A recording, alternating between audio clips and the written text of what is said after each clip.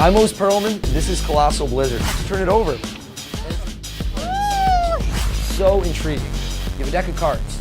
No deck switching. I want to put that out front. The same 52 cards are in play the whole time. You have somebody think of a card. You take a card out of the deck, you put it down in their hands, you tell them that's their card. So what? That's not that amazing. But wait, the other cards? They're all blank. How did you do that? Okay, this is going to blow their mind. They turn over their card. It's the only printed one, the one they were thinking of. You never go in your pockets.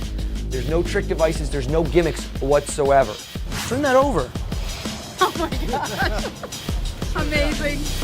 All except for one. All except for something you're holding. Turn that one over. Take a look.